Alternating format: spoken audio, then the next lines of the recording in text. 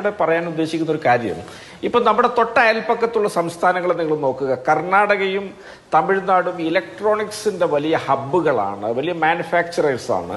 അതുപോലെ തന്നെ തെലങ്കാന ഇവിടെ സോഫ്റ്റ്വെയർ IT രംഗത്ത് വലിയ കുതിച്ചുചാട്ടം നടത്തിക്കൊണ്ടിരിക്കുന്ന ഒരു സംസ്ഥാനമാണ്. ഈ ഇലക്ട്രോണിക്സ് എന്നൊരു യുഗം ഈ ഇന്ത്യ രാജ്യത്ത് തുടങ്ങിയ ഒരു കാലത്തെ നിങ്ങളൊന്ന് വിലയിരുത്തിയാൽ, ഈ രാജ്യത്ത് ആ യുഗത്തെ നയിച്ചത് ഇവിടെ കേരളം എന്നൊരു സംസ്ഥാനമാണ്. നമ്മൾ 1973 നമ്മൾ അന്നത്തെ UDF മന്ത്രിസഭയുടെ കാലത്താണ് കെൽട്രോൺ സ്ഥാപിച്ചത്.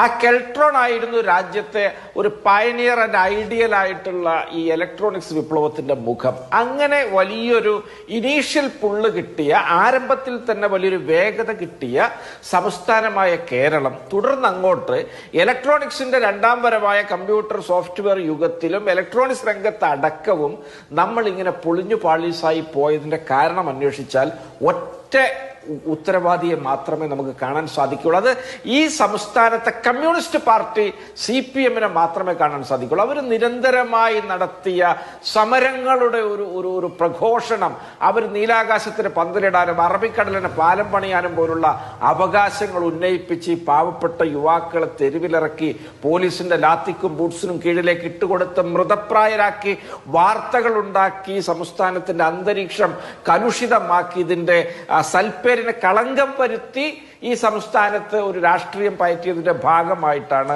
നമ്മൾ ഇന്നേ വരെ പുറകോട്ട് പോയതിന്റെ എല്ലാത്തിന്റെയും കാരണം. അല്ലെങ്കിൽ തമിഴ്നാടിന്റെയും കർണാടകയും തെലങ്കാനയൊക്കെ ഈ ഇലക്ട്രോണിക്സ് രംഗത്തും സോഫ്റ്റ്വെയർ രംഗത്തും ഒക്കെ നമ്മൾ കവച്ചു വെച്ചേനെ. നമ്മൾ ഇതൊക്കെ മാനത്ത് ചിന്തിക്കുന്ന കാലത്ത് അവർ പാതാളത്തിൽ പോലും ഇത് ചിന്തിച്ചു തുടങ്ങിയിരുന്നില്ല. അത്തരത്തിലൊരു സംസ്ഥാനമായിരുന്ന നമ്മളാണ് ഇത്തരത്തിൽ പുറകോട്ട് പോയത്. അപ്പൊ ഇവിടെ നിന്ന് CPM-ന്റെ പ്രതിനിധികളൊക്കെ വന്നിട്ട് 2016 ശേഷമാണ് കേരളം ഉണ്ടായത് എന്ന മട്ടിൽ വങ്കത്തങ്ങളൊക്കെ പറയുമ്പോൾ നമ്മളതൊക്കെ കേൾക്കുക എന്നല്ലാതെ വേറൊന്നിനും വഴിയില്ല. 2011 തൊട്ട് 16 വരെയാണ് അവസാനമായിട്ട് ഇവര് പ്രതിപക്ഷത്തിരുന്നത്. അന്ന് നടത്തിയ സമര കോലാഹലങ്ങളാണ്. പിൽക്കാലത്ത് അവർ ചേർത്ത് പിടിച്ചു കൊണ്ടുപോയ പദ്ധതികളെ മുഴുവൻ അവർ മുൻവിധിയോടുകൂടി, രാഷ്ട്രീയ വൈരാഗ്യത്തോടു കൂടിയാണ് അവർ പദ്ധതികളെ സമീപിക്കാറുള്ളത്. ഞങ്ങള് തുറന്ന മനസ്സോടുകൂടിയാണ് ഞങ്ങൾ സമീപിക്കുന്നത്. അതിനകത്ത് രാഷ്ട്രീയ വ്യത്യാസങ്ങളില്ല. ഈ സംസ്ഥാനത്തിന്റെ ക്ഷേമമാണ്, ഇവിടുത്തെ യുവാക്കളുടെ നാളെയുടെ ഭാവിയാണ് ഞങ്ങളെ സംബന്ധിച്ചിടത്തോളം ഞങ്ങൾ ലക്ഷ്യമാക്കുന്നത്.